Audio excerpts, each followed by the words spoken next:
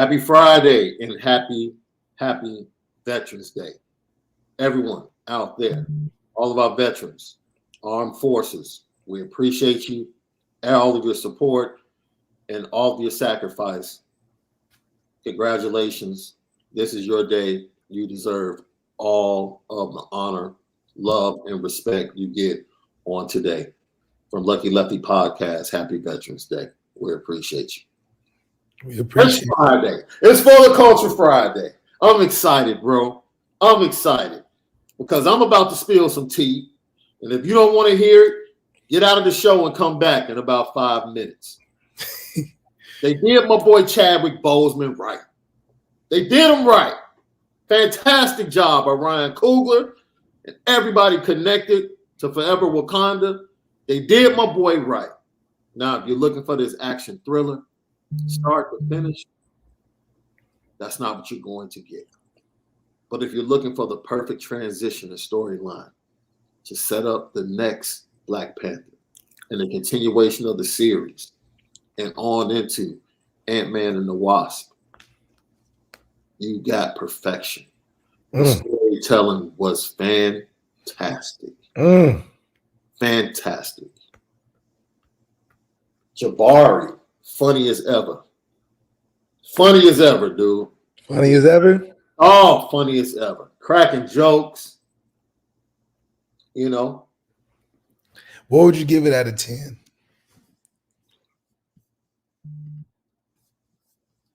8.5. 8.5. That's 8.5 review. Would you see it again and give it a higher grade, you think? Or you think if I saw it again, I probably would pick up on certain things. Okay. So it's one of those. Because I put it like this. You know how you see something subliminally, but it doesn't click? Right. I left the theater and I was driving home and something clicked in my head. I was like, oh, snap. I get it. Exactly. You know, so of course, if I watch it a second time, yeah, I'll probably love it even more. But like I said, I didn't go into it expecting, you know, start to finish combat, theatrics, things like, no, I didn't expect that, right? Because I understood that the transition from Chad had to be at the core of the storyline. It was, you couldn't avoid it. There was no way they could avoid that. No way at all, man. But there were some shockers. And that's where it went to another level. Because they didn't just transition from Chad. They did some other stuff. And I was like, okay. I wasn't expecting that. But it just took everything from 0 to 60 just like that. So that's why I thought it was a really good film and the perfect transition to the next installment of Black Panther. That is coming. It's probably about 2-3 years away, but I'm excited about it already. Okay. Yeah, it was a lot of tissue. It was a lot of tissue in that bad feather, though. A lot of tears being shed. I'll leave it at that. I was looking at my wife for a minute, like you crying for real? Like, yo, it was one of those things. Yeah, like I said, I wasn't emotional. Of course, with any Marvel film, you have to stay through the credits and wait because they usually set up something with that scene that they play after the credits. The post-credit scene almost got me. That's the scene that almost got me. I was like, whoa, hold on. I wasn't expecting this, but it was so beautifully done, man. Shout out to them.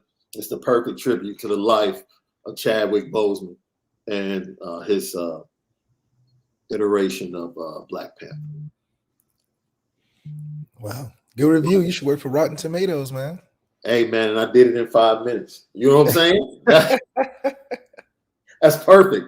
That's perfect. Yeah. Lucky Lefty Podcast. 11 o'clock kickoff, my time. Noon start on the East Coast, M&T Bank Stadium.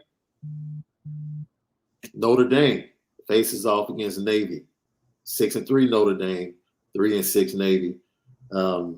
As we said before, we can dig into this game with numbers, but it's pretty simple, right? They make you beat them. You know you have more talent.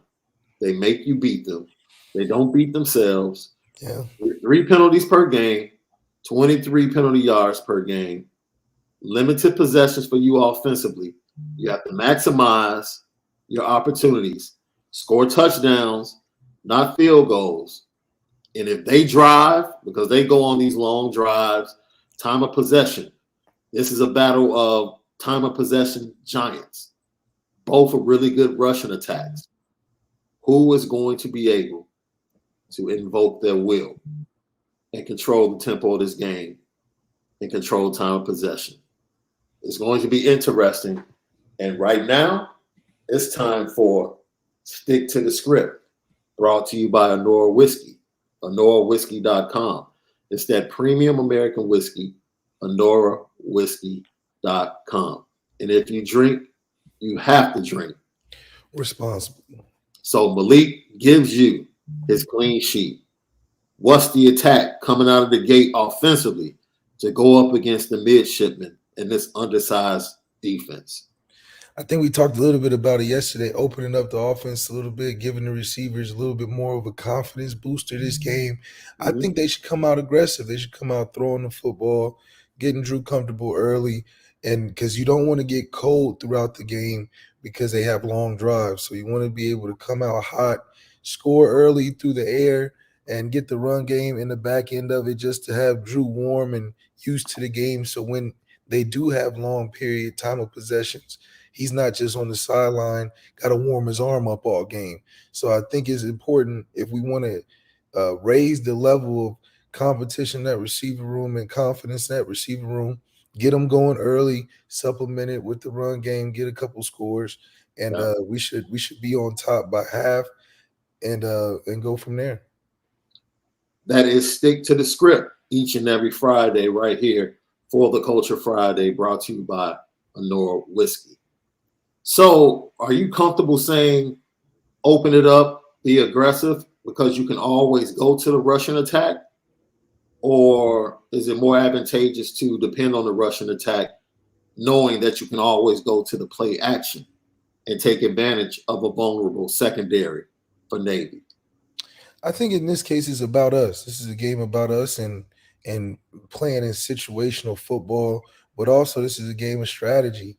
I believe Navy goes in there obviously wanting to limit the time, limit the possessions that we have on offense, but also take up a lot of time of possession. So I believed in the strategy of being aggressive, go out there and try to score as many points as possible, as fast as possible, because it'll go back to one of my points for the game, which is you got to be able to get 3 and outs. I think if we can get third down, our conversion on defense to be over 70%, that'll give us more chances to get the ball on offense and using our strategy of being aggressive. When we were aggressive against Clemson, we became the bullies because our defense is always been there throughout the season. We don't have to run through the point totals that we've had against great teams, but the losses that we've had. But it's important to recognize that if we can continue to be aggressive on offense, we can be a team that looks more dominant in the college football landscape. Once again, Navy runs the ball 80%, 83% of the time. So like you said, first down is going to be vitally important. Keep them behind the chains. You don't want them to get to 3rd and 3, 3rd and 4, where they can use their running game, but then play action you in the flats and take some shots down the field and get you in between as a defense. Rushes per game, 60 per game, 243 yards per game on the ground. That's that Navy offense. Now, the Navy defense, they give up only 97 yards per game on the ground. That's very interesting. That was a shocking stat to me, Left. The fact that their rush defense has been pretty good. And like I said, the struggle for them has been the passing game where they give up 286 yards through the air per game. Yeah, that's a lot. And Drew should be licking his chops after practice every day with those receivers saying this is what we can do if we just go out there and actualize what we're told to do in the game plan. I think Tommy has gotten a rhythm with Drew and kind of found some things and quirks to get him outside the pocket on some third down stuff. And you can see that he's adjusting to his skill set, which is what you want to see in a relationship between a quarterback and an offensive coordinator that they are on the same page and they can situationally get into things that they're comfortable with. Drew looked comfortable in the game that we're unranked and we played against the top 4 team and we looked like the better team. So if Drew's comfortable, I think it puts us in a good spot that we can be set up for potential upsets and even further than that.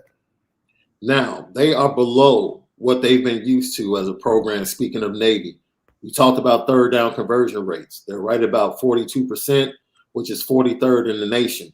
Navy is used to offensively being top 20 in third down conversions. That's something they've struggled with. So that could be something to look toward. Who wins the battle of the third downs? Like you said, Navy not as efficient as they've been in the past. Yeah, they might have to, adapt to the rule changes, but it also keeps guys a little healthier. Navy's just a really gritty team, so those are the type of things that they use to their advantage through strategy. It's the Navy, so they're going to put their mind before matter and use what they got to the best of their ability. So I think it's just something they just have to adapt to as the years goes on. But right now, we have to take advantage of these rules and be able to, crush our opponents. This is an opportunity to go against a team where we can take advantage of less opportunity, but be more dominant and explosive in those opportunities and really add another layer to the team that we have now, that we can be resilient, bounce back from wins, competed at the level of our component, and have shown to dominate teams that are slated to be better than us. So being able to adapt and score in short bursts, I think is going to be something that'll be effective for when we need it in late games like USC down the road or whoever we play. That's a formidable opponent. Lucky Lefty Podcast, brought to you by Onora Whiskey, OnoraWhiskey.com. That premium American whiskey, OnoraWhiskey.com. Let's go behind enemy lines left for the Culture Friday. Coach Ken Tualamalolo, coach of the Navy Midshipmen. I hope I got that name right. I'm going to have to double check and look at his name. If you rush it, it sounds good. Yeah, you're right. But Coach Ken, he talked about, because Marcus Freeman, I don't know if you know this, Marcus Freeman, when he was at Cincinnati as a defensive coordinator, one of his defenses is, if I'm not mistaken, gave up over 500 yards of offense, rushing offense against Navy. He said that stuck in his mind forever as a defensive coordinator. And Coach Ken talked about Coach Freeman's defense that he's faced at Cincinnati and Notre Dame. He defends a lot of people, not just option football. I mean, that's the reason he got the Notre Dame defensive coordinator job, because Coach Kelly saw how good their defense was. Obviously done really good against option, but they defend everybody well. That's the impressive part, that he's got a really good conventional, normal defensive package, and what he does against option people. He's a really good football coach, bright, knows what he's trying to do. And like you said, we've struggled against him since that first game. So anything in particular that you've seen that he's done? I think he played him one more time at Cincinnati. That was the game that they shut you out. And then I think you played him twice at Notre Dame, I believe, since he's been at Notre Dame. Anything in particular that he's done against the option that you thought is interesting or solid? I mean, they're well coached. They know what they're doing. But I'll just say other guys have tried to replicate what they do, and it's not the same results. All right. You know what I mean? It's not the same personnel. Not the same personnel, but, I mean, he knows what he's doing, so don't get me wrong, it's schematic too. But it's a combination. He knows exactly what he wants to do on defense. They got a good scheme, good players. So you add those two together, you know what I mean? It makes it tough sledding. But like I said, other guys watch him on tape and try to replicate it, but not the same results. So it's a combination of a lot of things, but he knows what he's doing. So since having initial success against Marcus Freeman in that game we spoke about previously, he said his offense has struggled against Marcus Freeman's defenses at Cincinnati and at Notre Dame. He has profound respect for Marcus Freeman and now Al Golden, who he said also has experience against his offense from his time at Temple and Miami. So it's going to be very interesting to see how the Notre Dame defense is able to stay up on their feet and stop the rushing attack of Navy. I'm excited to see it as well. I do believe that they have a lot of potential of giving us a chance to show us that we have the devil in the details for our defense.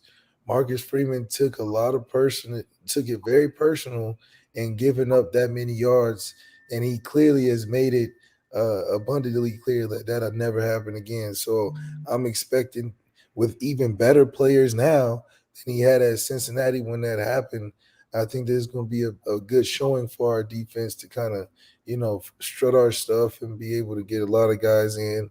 Hopefully we get to see some freshmen pop in there and make some plays early that we can ooh and ah about on the podcast later. But, Marcus Freeman, even though he went through an experience like that, it shows how he was able to bounce back and be even stronger in his approach and helping coach against such a specific offense.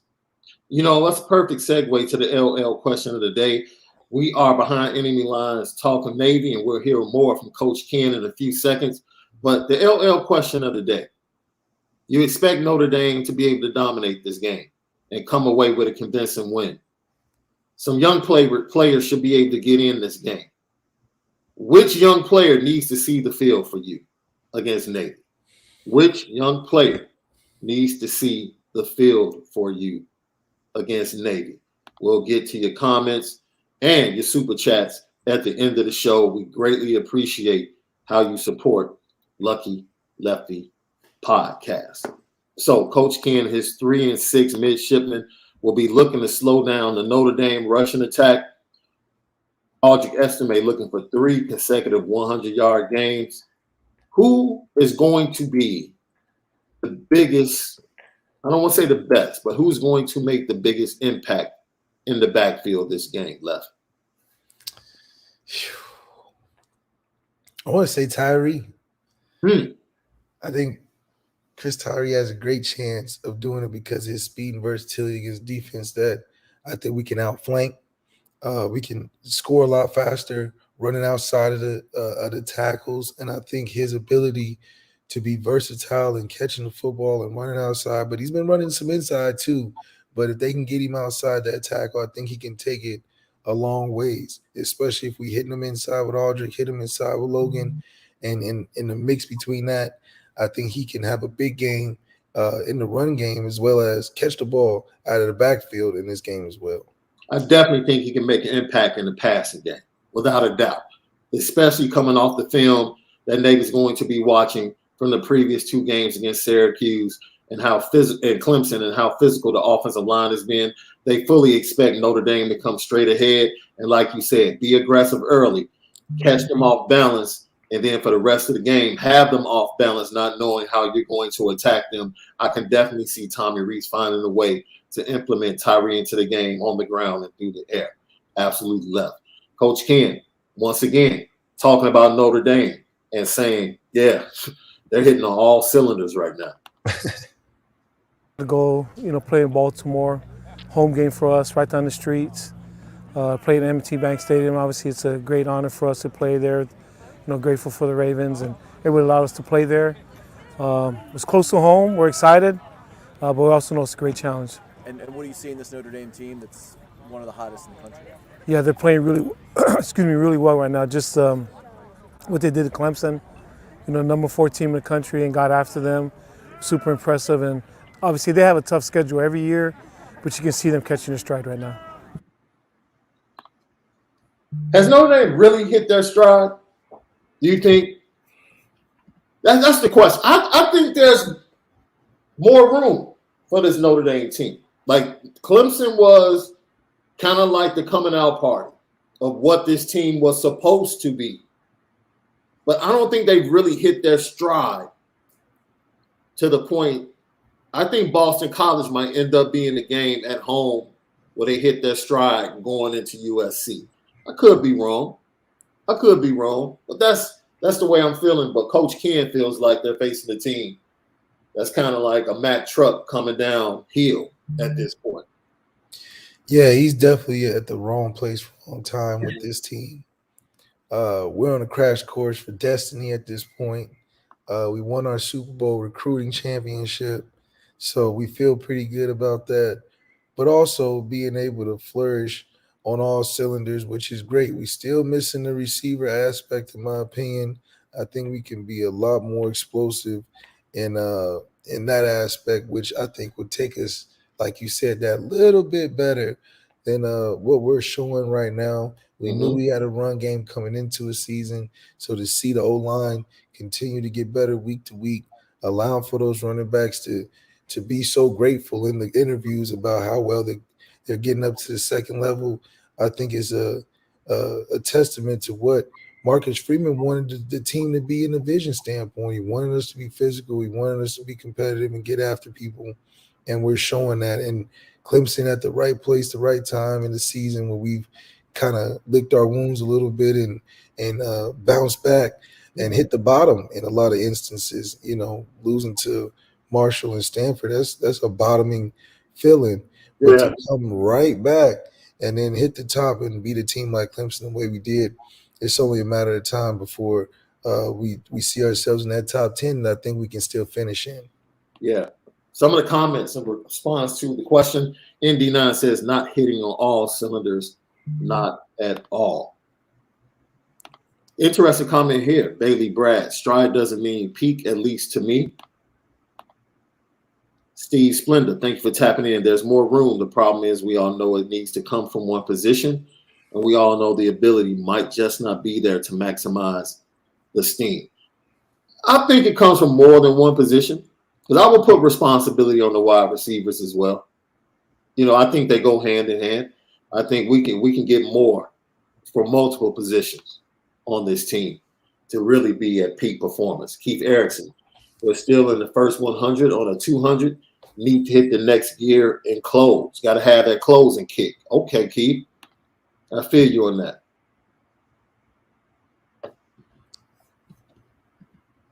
Once again, as they face Navy, we understand that this game means a lot mentally coming off of the big emotional win. How can this team handle winning? Archie Estime talked about taking winning for granted and coming to learn how difficult it is to win college football games on a weekly basis. We're hearing all the right things from the program, the coaches, from people within the program, from the coaches and the players. Ultimately, it's up to them to show us on Saturday at noon whether or not it has taken stock and settled into their heart and gone into their preparation and manifested each and every week. Let's get to our predictions, Left. How do you see this game going? I see a smooth 56-0 win. I think we should smoke them right down the street from their crib and then hang out with Ronnie Stanley after. You just going to do them like that on Veterans Day weekend, bro? You just going to do them like that? Look. We got to make a statement. That's the way we got to do the thing. You said, yeah, we got to get out of that 20th spot, right? We got to make a statement. I'm sorry. Top 10. I'm sorry it had to be you. I'm sorry it had to be you, Navy. I understand the relationship. We love you. We thank you. It's Veterans Day weekend. However, we're going to have to do some things to you. Yeah. We'll have to make it look real good so we can move up to that top 10. I feel you. I won't go that far. I think my prediction was something like 38-13. I think I said 38-13. Unless Navy just wants to uncharacteristically turn the ball over. Like if Navy just wants to turn the ball over, I think we'll get more 3 and outs than you're giving us credit for. Say it again. I think we'll get more 3 and outs than you'll give us credit for. I think we'll be able to get them off the field a lot more frequently than allowing them to just go 3rd and 2, 3rd and 3, 3rd and 4, and convert. Yeah. I think we'll be able to get them in 3rd and 6 position, close them out, be able to stop their drives before they become elongated, because we are an aggressive defense. So we're not going to just base everything and, we're going to be the downhill attacking. We're going to stretch those veers that they run, and we're going to have a lot of tackles for loss and tackles at the line of scrimmage. I think that's going to help our offense get on the field a lot more. And then if we're staying aggressive and we're making this about the receivers a little bit more, then we can hit that 50-point mark. See, you're giving a little bit too much credit, in my opinion. As much as I love Notre Dame, they're the sloppy eater at the dinner table. Because when they get through eating and they get up, there's a lot of crumbs on the floor. And those crumbs represent points left on the field. We see it each and every week. We can talk about how great they play, how bad they play. There's one consistent thing offensively. They leave a bunch of points on the field. Opportunities have been plentiful all season for Notre Dame offensively. But somehow, some way, week after week, they should have put up 50 against Clemson. Easy. They should have put up 50 points, especially getting a special teams touchdown and a pick six return and getting set up inside the 10 on another interception. They should have put up 50 points against Clemson. However, we see it week after week, somehow, some way, there are points left on the field. You know, they have to get swept up, and we give them another opportunity to see if they can correct that. Maybe they can. I think so. I think you have a good chance for it. Lucky Lefty Podcast. As always, we spin it different. Go subscribe to Lucky Lefty Podcast on YouTube. But also, now, you can catch us on Apple Podcasts and Spotify in the podcast form at CFB Nation in partnership with Irish Breakdown. Also, follow us at Lucky Lefty Pod on Twitter and Instagram, Lucky Lefty Podcast. We spin it different. In a few seconds left, we're going to talk about Marcus Freeman, some losses within the program, and how they're getting Lorenzo Styles back on track, which might give you a clue to whether or not they put the ball in the air a little bit more. But right now, it's film time. Film time brought to you by Onora Whiskey, OnoraWhiskey.com.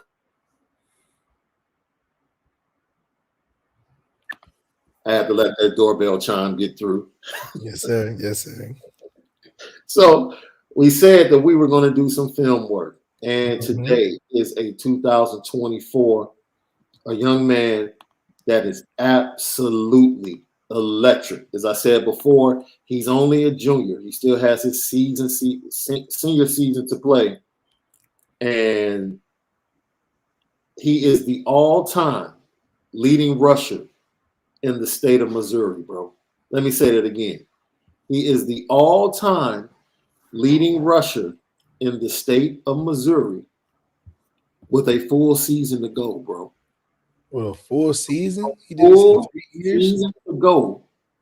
He is the all-time leading rusher in the state of Missouri. I present to you 2024 4-star, soon to be 5-star, in my opinion, running back out of Hannibal, Missouri, Hannibal High School, Aneyas Williams. And left, it's a pleasure to talk about this young man because, as I said before, what you're going to see, I think he might be a better wide receiver than he is a running back.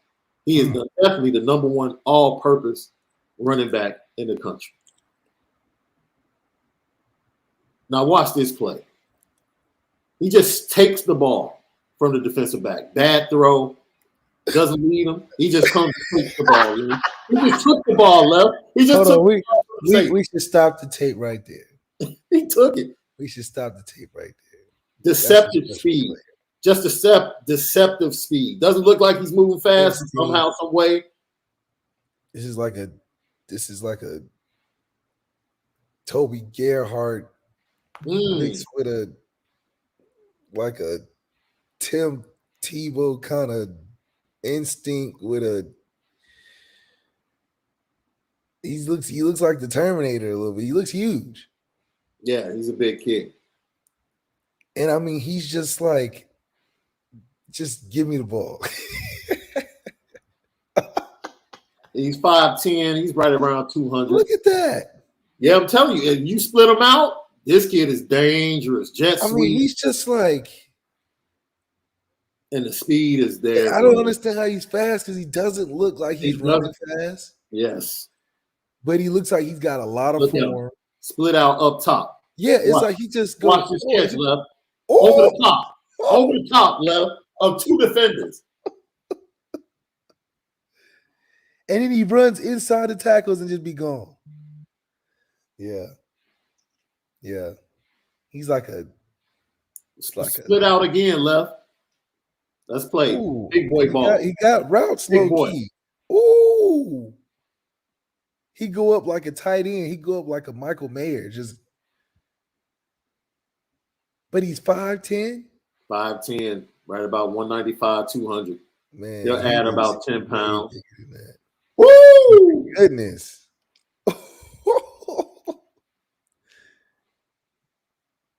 This kid is offered from everybody. Michigan, Alabama, Yeah. Auburn, Florida. Everybody wants it. LSU. Now, during the summer, he was forecasted as a heavy lean to Missouri to stay home. He has recently been forecasted to go to Notre Dame by a couple of people. I think Tom Lloyd for 247 put in the crystal ball. What will we play him at? To come to Notre Dame. He is a really close friend. Great relationship with Cam Williams, who's already committed. Cutback ability, split him out, jet sweep. He's just an awesome player. Does he play quarterback? You know how we call basketball players hoopers? Like, he's a hooper. Yeah, he a hooper. Yeah, he a straight he's just a baller. Yeah, it's He's just just like flat out baller. Yeah. He do it all. And he looked good doing it. You know, some guy can do it all, don't look good doing it. He looks good doing it. Just saucy. I hope we get him. I mean, this kid is legit. I like just how he plays. I mean, he's just doing anything he wants out there. Just really over the shoulder deep passes, hands, can run, can little block, fullback, can cut, everything. Fullback, receiver, slot, outside receiver. Yeah, man. Double team catching it. Oh yeah, he's nice. Now this is the kicker, as you saw in the intro to his video right there. That was his mid-season highlight package. The left. Yeah. He had 2,000 all-purpose yards at halfway through the season. Once again, as a junior, he is the all-time leading rusher in the state of Missouri. He's sweet. Aneyas Williams, class of 2024.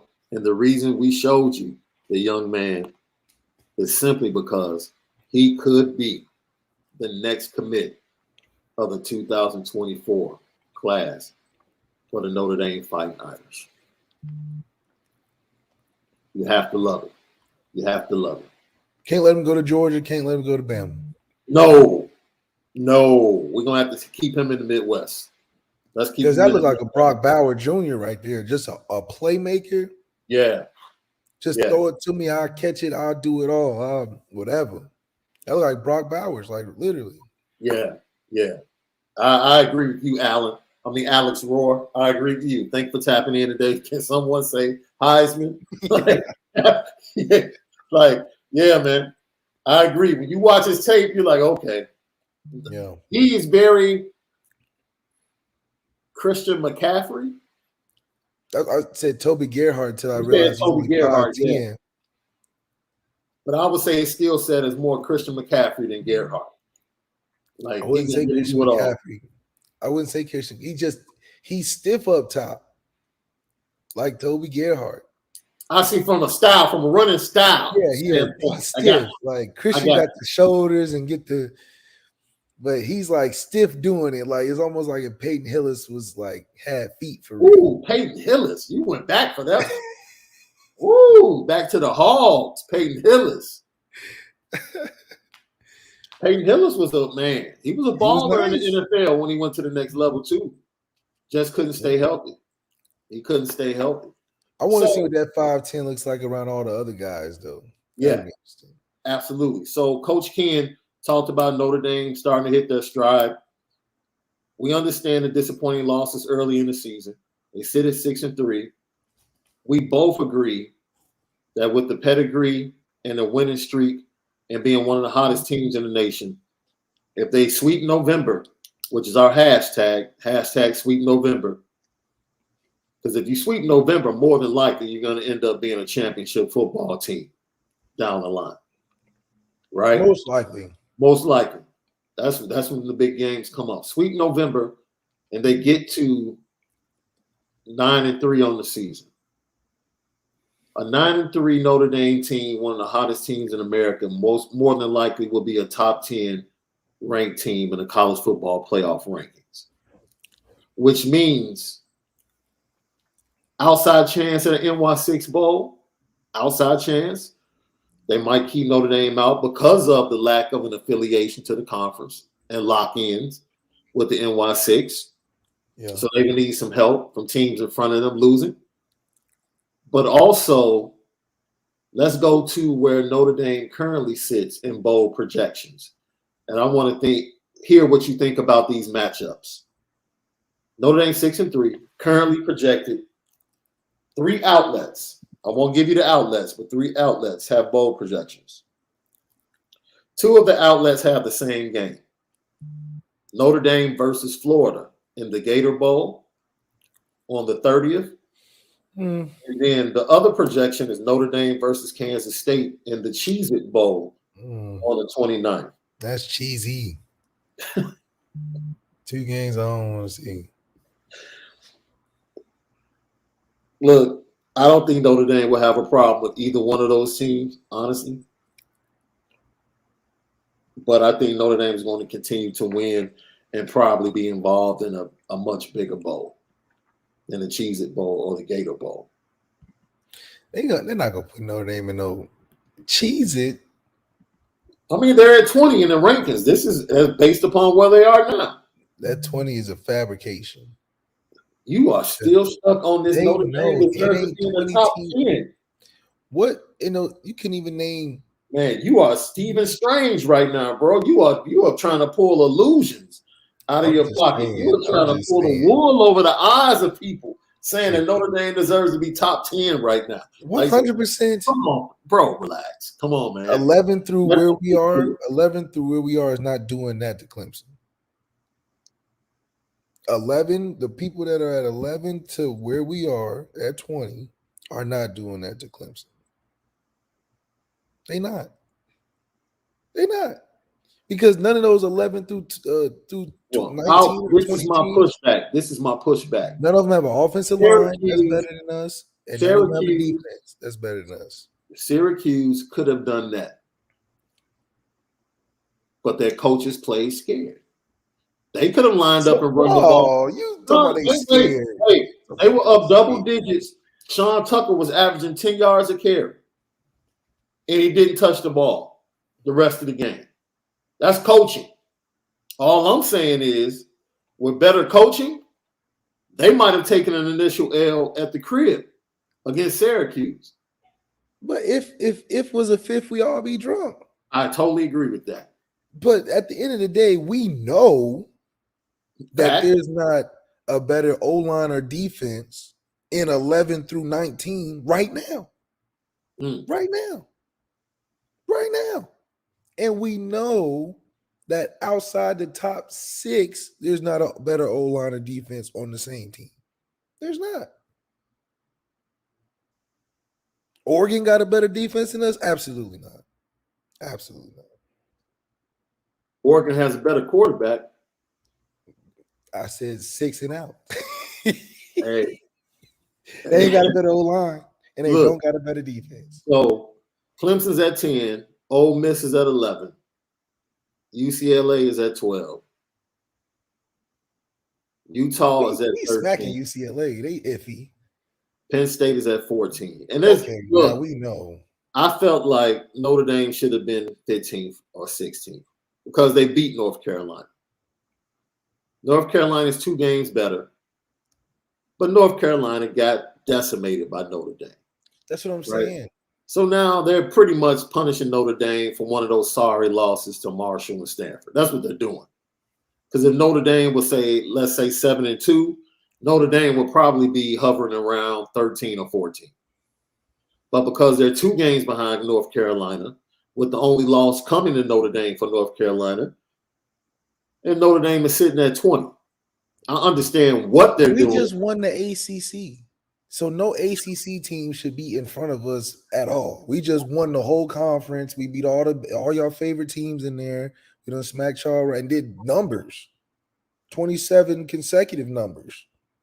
We got the ACC title already. So basically, you're saying Notre Dame walked up on stage and basically Suge Knighted the ACC and said, for all those ACC teams that want to come under a real team, a real conference, we might as well start our own Fighting Irish conference. Yeah.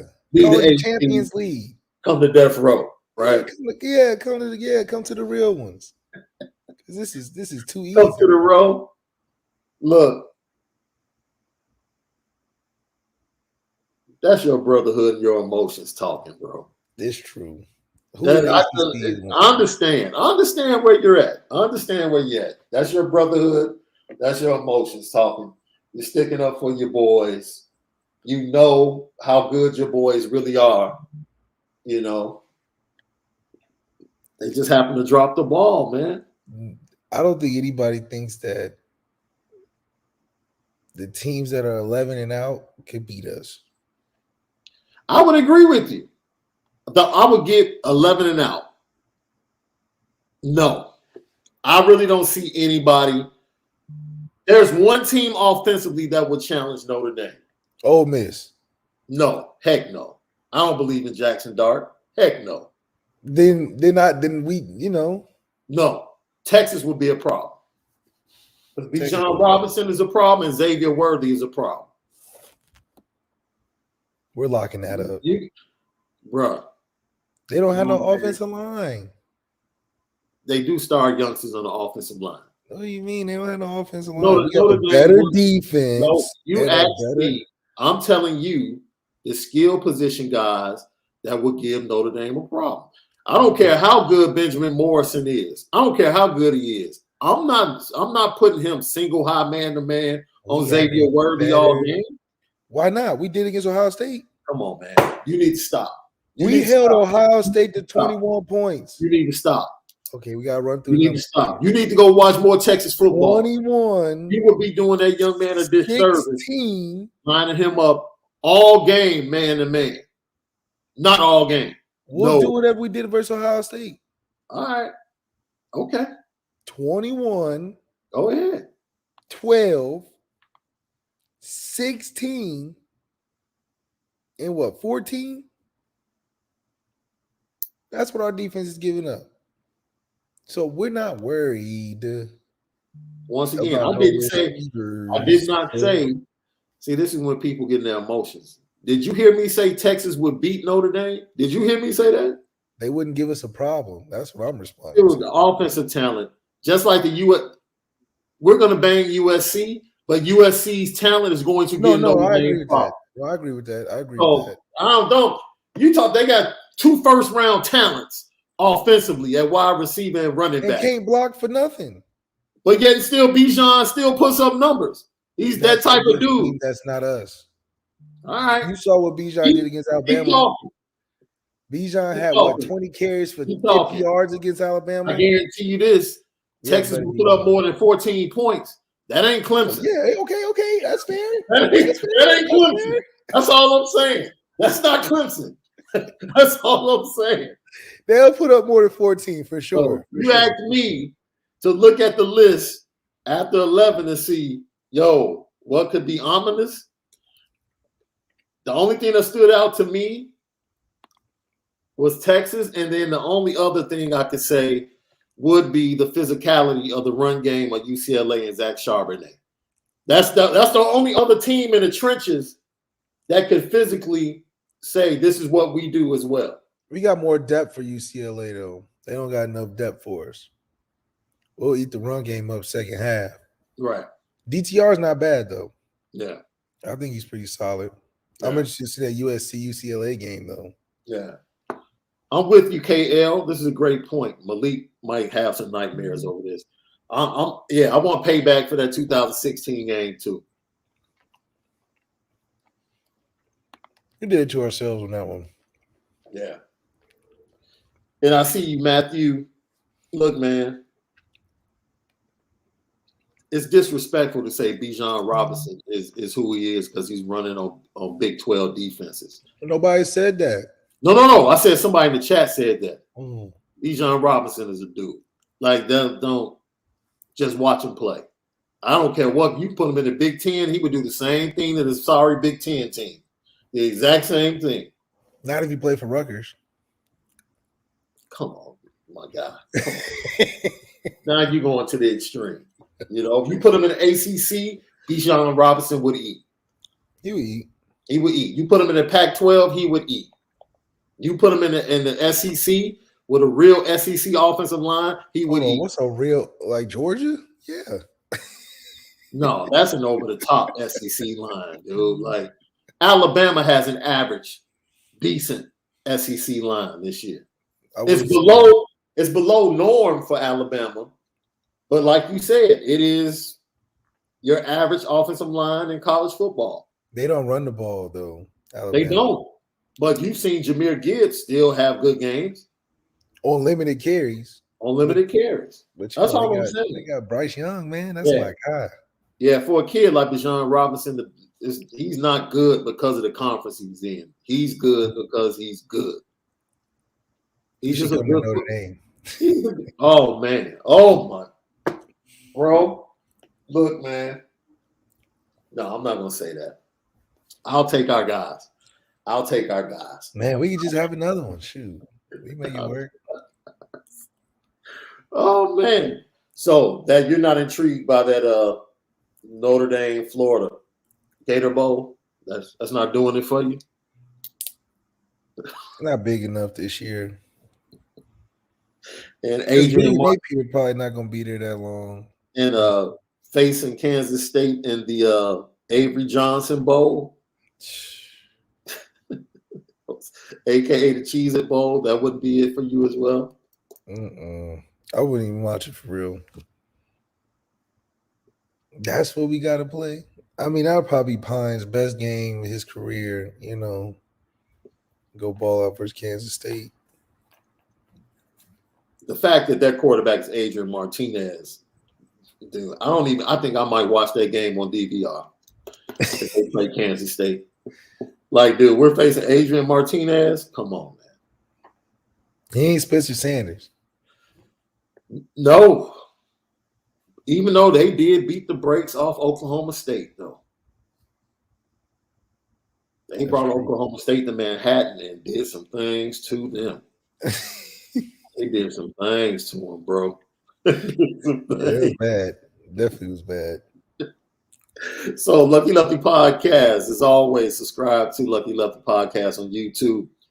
You can now find us via CFB Nation in partnership with Irish Breakdown on Apple Podcasts and Spotify.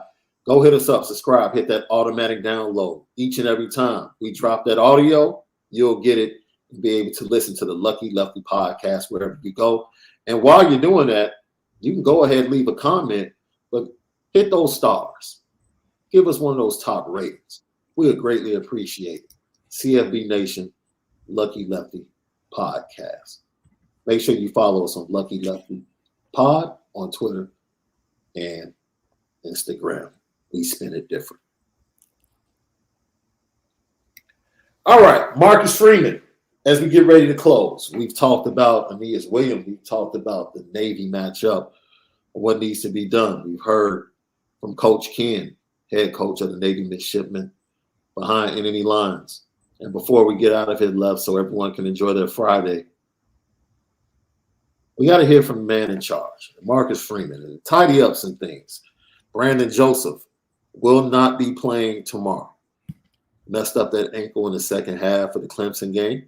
I think you saw it on that punt return. He came up limping, but he was still on the sideline talking trash well into the fourth quarter. So he won't be available tomorrow. On top of that, Joe Wilkins has decided to leave the program He follows Jacob Lacey as a veteran player within the program that decided to leave during the season. Marcus Freeman. I don't think he was left. You judge this, because sometimes people are upset about players leaving, and then other times it's kind of like, all right, I really don't. Okay, he's gone. And Marcus Freeman, when he sat down with the media, had an opportunity to talk about everything that's going on. I'm trying to find the video, man. I want to make sure I get it and play it correctly for you guys. But just talk about that, Left. Like, you went through that, making that decision to lead a program as a veteran and as a leader. Joe Wilkins was looked upon as being a leader of the wide receiver room and a leader on that team. So, and he was talked about in that way in spring and fall camp.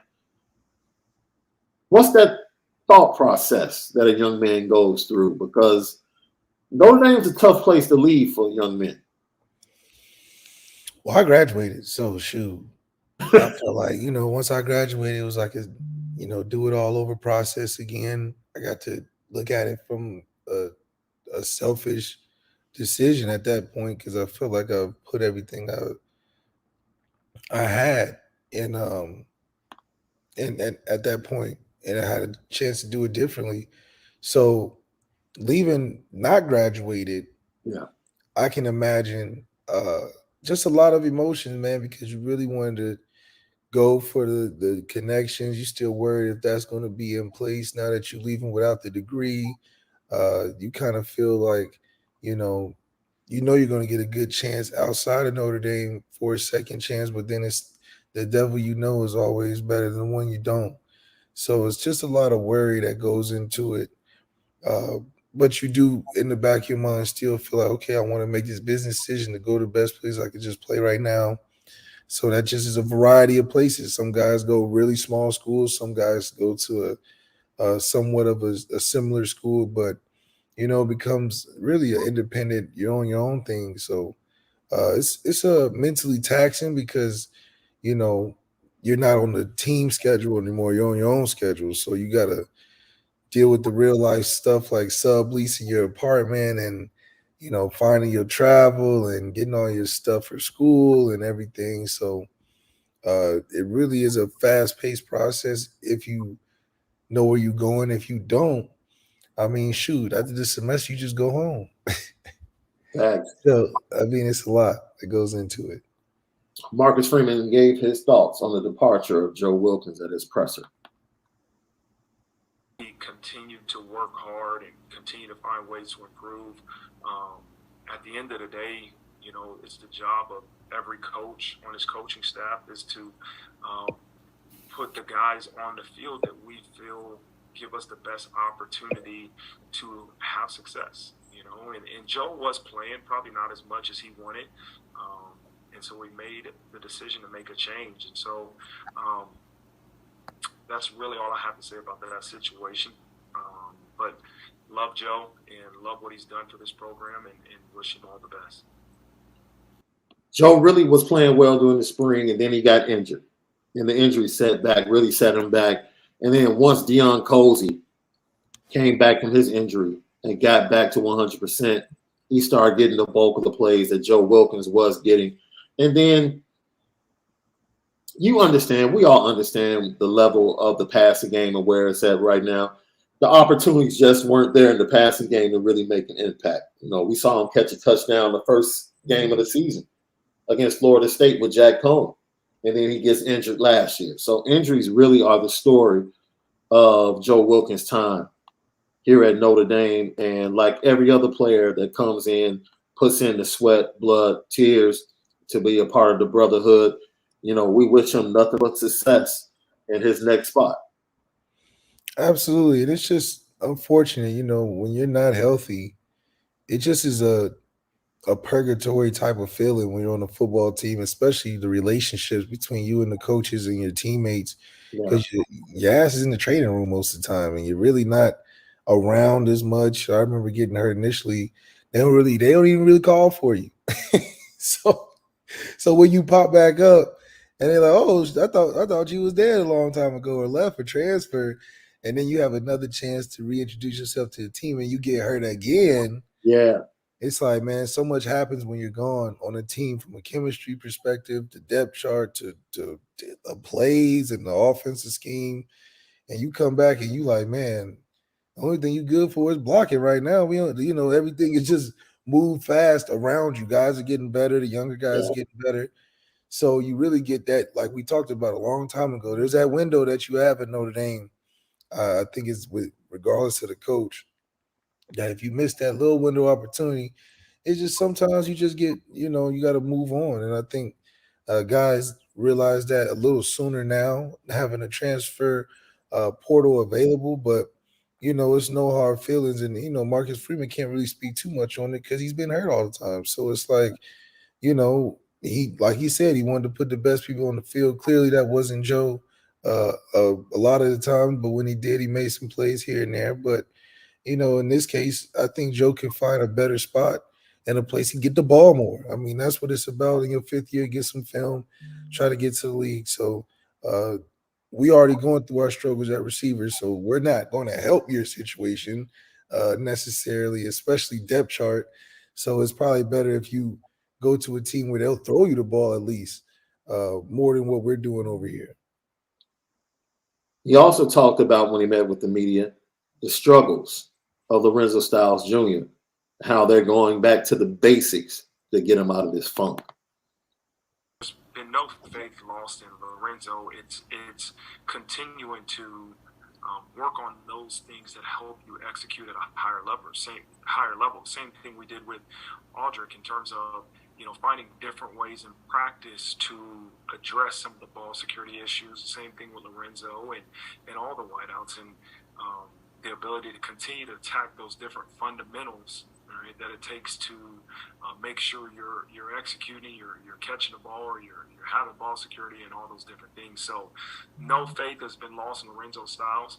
He's a tremendously hard worker. We just have to kind of tweak that working towards make sure we're really intentional on catching the ball.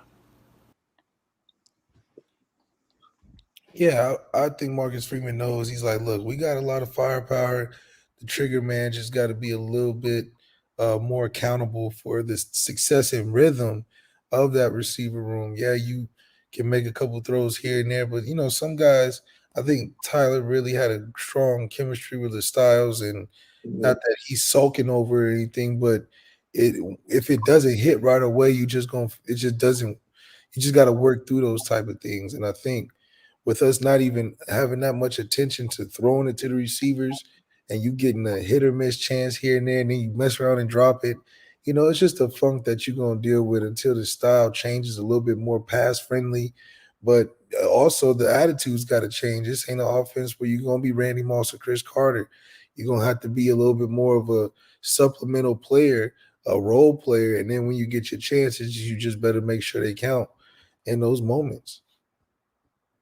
Once again, Lucky Lefty Podcast. The climb at 3,000 is real because of you guys. We're approaching 3,000 subscriptions on our YouTube page, and it's barely been over a year.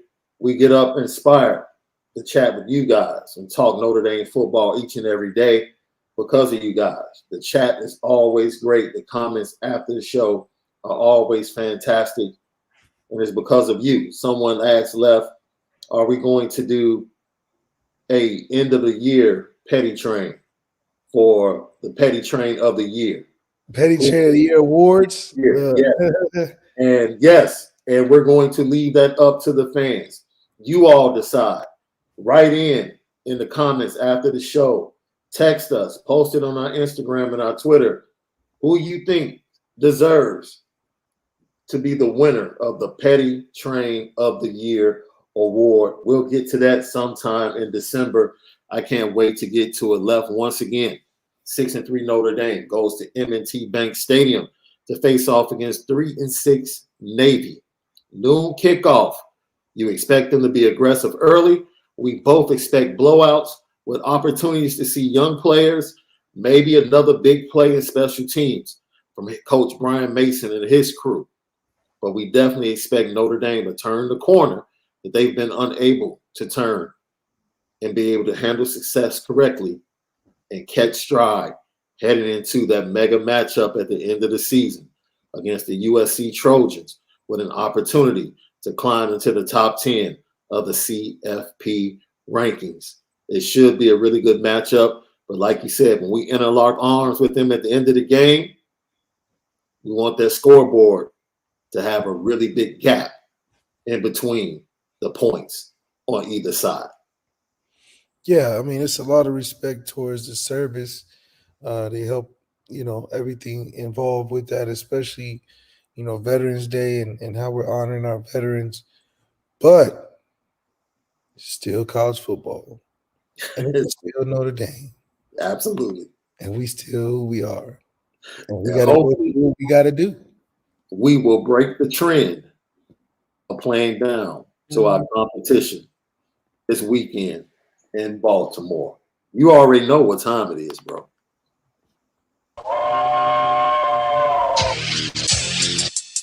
Petticoat, petticoat,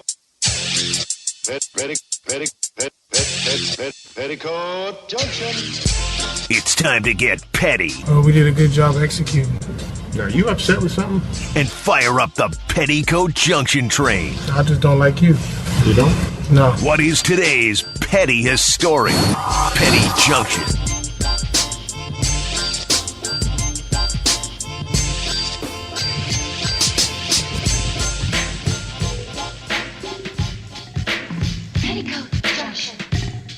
Petty Junction, Petty Stories of the Day, brought to you by Onora Whiskey at OnoraWhiskey.com. And Premium American Whiskey on OnoraWhiskey.com. Bro, I got all excited with college basketball starting. Came home after watching Black Panther last night at the movie theater. Sat down and said to myself, yo, I'm going to watch Notre Dame against Radford. Look, man, college basketball has been underwhelming to this point. I've watched some really bad basketball. That's all I got. I know it's early on, but if this is a sneak peek at what the rest of the season is going to be like in college basketball, I don't know, man. You don't know if you want it on. Yeah, man. I don't know. I'll give my Illinois Fighting Illini one more chance tonight. They play, and they're going to put three of their best players, Trent Frazier, DeMonte Williams, and also King Alpha, Kofi Cockburn in the I think in the Hall of Fame there at not Notre Dame, but Illinois. So it's going to be a great night. Well, if they come out and look lackluster again, I'm like, okay, man. There's one thing to look lackluster against good competition. They're not in Big Ten play yet. They're not in Big Ten play yet. Give it a chance. Give it a chance. Yeah. Me lowering my expectations is like you lowering your expectations for Notre Dame to be a top 10 team right now. Hold on now. Pretty much so. Wait a minute. It's like, I probably need to relax, and you need to relax as well. Crazy. So, yeah, I'm putting all of college basketball on the petty train right now for the product on the floor. It's not good enough. It's just not good enough, man. Entertain me. Please entertain me. You have anybody to put on the petty train, bro? No, that was good. I was going to comment on basketball because, even the NBA is just kind of like, I think it's But kind the of NBA, NBA doesn't start until after like December. Christmas. Yeah, Christmas, you get the big games on TV. Then you get the push to the All-Star game right after the All-Star game, the trade deadline, and then it's the final push to the playoffs. So, yeah, NBA is definitely a womp-womp, pretty much the first 2025. Even though November, October, the greatest sports months because all the sports is on, That's facts. I've even found myself, searching for, because last night I definitely was not going to watch. Look, NFL, you got to do something with your Thursday night package, bro. Yeah. These games are horrible. That game last night was absolutely atrocious, man. Another win for Tom Brady, though. Oh, dude. He's going to win that division with his team being below 500. Watch. Just a down year. In that division. Because remember, that division used to be 3 teams were 11-win teams: the Saints, the Falcons, and the Panthers. Yeah. They used to be at the 11-win teams, 3 11-win teams for some years when they had Drew, you know. Have you ever seen a division? I wonder if there's ever been a division where all 4 teams draft a quarterback in the same draft. That'd be cool. Because Tom might be done. Yeah, he just lost a bunch of money on FTX. That's right. So you're right. Man, he's losing on the field, off the field, in the bedroom. Girl, yeah. Man. Yeah. He's probably feeling some type of way. Mm-hmm. But literally, the Bucks, the Falcons, the Saints, and the Panthers. But don't give up on Jameis. Jameis just hurt. So you would bypass C.J. Stroud or Bryce Young if you were the Saints? Where do you think they're going to be? Top 5? Dude, the Saints are like, what, 3 and 5 right now? That's not bad. It's too early. Okay, who are they going to beat, though? They division? The entire division is terrible, bro. Dude, the entire division is sub 500. It's ridiculous. Yeah. New Orleans is 3 and 6, bro. 3 and 6. Carolina's 3 and 7. Atlanta's 4 and 6. That entire division could literally draft a quarterback in the first round. Everybody in the division. I don't think that's ever been done before. Ever. Probably won't happen this year. But man, that just goes to show you how important the quarterback position is. I got Michael Johnson said he could see CJ in Carolina. Yeah. The defense is pretty good. I mean, they have some things to work with. They kept DJ Moore. You know, they didn't trade him. So he would have a wide receiver coming in with him. You know, I would want to go to Atlanta if I'm a quarterback. I just would. Absolutely. Like, send me to the ATL. Send me to Atlanta. Send me to Atlanta, shawty. If I'm Bryce, don't be sending no Will Levis there. That's no, that's not a fit. That's not a fit. Not a fit. See, that's what you have to understand. Shout out. I'm glad you said that. Shout out to Mark Cuban and the owners of the Hawks at the time. Because when they both recognized, you know what? Luka in Atlanta, Trae Young in Dallas, let's go ahead and swap this out. And Trae in Atlanta, Luka in Dallas. Makes sense. Makes sense for everyone. Makes sense for everyone. So, yeah, shout out to them figuring it out. Maybe not, because, of course, Luka probably would be viewed as the better player. But just what the Atlanta franchise needed at that time, Trae was the perfect star. Perfect star in face of that franchise. So we're just waiting to see who's going to be the face of the franchise for Notre Dame moving forward. Yeah. Which I'm excited. Will it be CJ Carr? Will it be someone like Brennan Armstrong who transfers in? Yeah. Will it be someone like Keaton Slovis who might be leaving Pittsburgh? Once again, jumping in the transfer portal. Who will be the face of the franchise when Notre Dame wins that national championship? Lucky Lefty podcast. We do it the best, baby. I had to get my TV host. That's right. There. So, hey, well, the Culture Friday. Everybody have a fantastic weekend as always. CFB Nation, in partnership with Irish Breakdown. Go hit us up right now. Subscribe. Get all of our podcasts, special content, especially the recruiting stuff that's going to be coming up with signing day approaching December 21st. You don't want to miss this guy's analysis on the 23 commits and the 24 recruits. He spins it different. No one has that eagle eye like Left for talent. So go right now. CFB Nation, subscribe. Lucky Lefty Podcast for all of our great shows. All right? Have a great Friday. Enjoy your weekend. Immediately after the game, we'll be right here talking about a Notre Dame victory. You can believe that. Blow out. Blow out. The atmosphere. Blow out. So enjoy your brunch, breakfast, whatever you're going to be partaking of when you're watching this Notre Dame win. Can't wait, Left. I can't wait. I can't wait. I wish they could play right now in my backyard, man. I really wish they. It's going to be one to remember, I tell you that. Absolutely, man. Have a great Friday. Go ahead and give her those comments and great stars. Apple Podcasts and Spotify, CFB Nation. For Left, I'm Shaun Davis at SD2 Mics, brought to you by Onora Whiskey. Have a great Friday.